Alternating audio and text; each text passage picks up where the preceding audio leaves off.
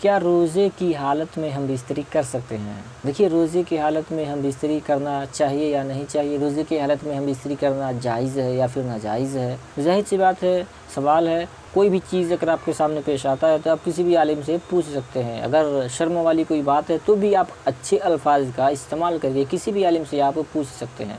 देखिए, क्या रोज़े की हालत में हम बिस्तरी करनी चाहिए या नहीं करनी चाहिए? देखिए, जिस तरीके से रोज़े की हालत में खाना-पीना मना है, खाने पीने से रोज़ा टूट जाता है, ठीक इसी तरीके से फ़ेल मुबाशरत के काम को अंजाम देने से भी रोज़ा टूट जाता है।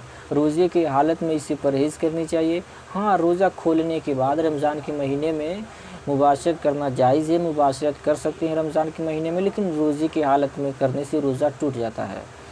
और जिस तरीके से भूल चूक करके आदमी खाना खाता है, पानी पीता है, बाद में उसको याद आता है, तो जो मसाइल पेश आते हैं सिर्फ वही इस पे लागू होता है। जैसे भूल करके खाने पीने से रोज़ा नहीं टूटता है, ठीक इसी तरीके से भूल करके फ़ेल मुबाशरत के कामों को अंजाम देने से रोज़ा नहीं टूटता है।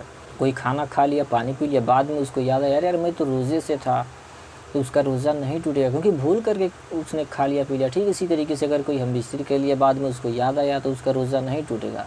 और खाते पीते समय अगर उसको याद आ गया, थोड़ा सा खाना खा रहा था, आधा खा चुका है, खाना भी बाकी है, मुंह में भी है, उसको याद आ गया, तो उसको चाहिए कि फ़ौरन वो कुल्ली कर दे, मुंह में जो है उसको थूक दिया, कुल्ली कर दिया अच्छी तरीके से, तो उसका रोज़ा नहीं टूटा। और अगर मुंह में भी है खाना और खा चुका है, और पेट में भी है, मुंह में भी है और बर्तन में भी मौजूद है, तब उसको याद आया, याद आ गया, जो मुंह में था वो निकल गया, तो उसका रोज़ा टूट जाएगा। ठीक इसी तरीके से पानी पी रहा था, मुंह में था, याद आने के बाद पी लिया तो टूट गया, और याद आने के बाद कुल्ली कर दिया तो रोज़ा नहीं टूटा। ठीक इसी तरीके से फ़ेल मुबाशरत के काम को अंजाम दे रहा था, यानी हम बिस्तरी कर रहा था, उसको पता नहीं था मैं रोज़े से भूल करके हम बिस्तरी कर रहा था, हम बिस्तरी करने के बाद अगर याद आया तो उसका रोज़ा नहीं टूटा।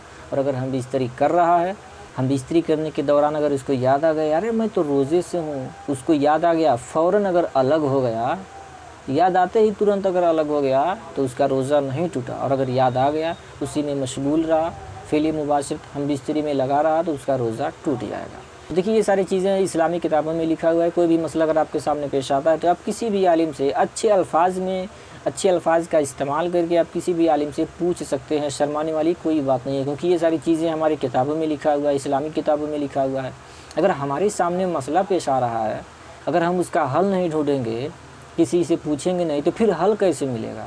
तो अगर आपके सामने कोई मसला पेश आ रहा है तो आपको चाहिए, पढ़े लिखे हैं तो खुद तलाश करके अपना मसला हल कर लीजिए, या फिर किसी अच्छे आलिम से पूछ करके अपना मसला हल कर लीजिए। अब इस तरीके से आपके सामने मसला पेश आ गया, ना खुद ढूंढ रहे हैं, पढ़ना लिखना आता नहीं है, उर्दू आपने पढ़ा नहीं है, अगर किसी से पूछ भी नहीं रहे तो बीच में अटके हैं, ना इधर के रहे ना उधर के रहे, तो आपको चाहिए कि मसला पूछ करके हल निकाल लीजिए, और आप इधर के भी न रहिए और बीच के भी न रहिए, आप पार हो जाइए, आपका बेड़ा पार हो जाए, यानी आप कामयाब रहेंगे। आपको ये सारी चीज़ें मालूम रहेगी तो गुनाहों से बचते रहेंगे। जो भी चीज़ें अगर आपको शक है, मालूम नहीं है, पूछना चाहते हैं, तो किसी भी आलिम से पूछ लीजिए।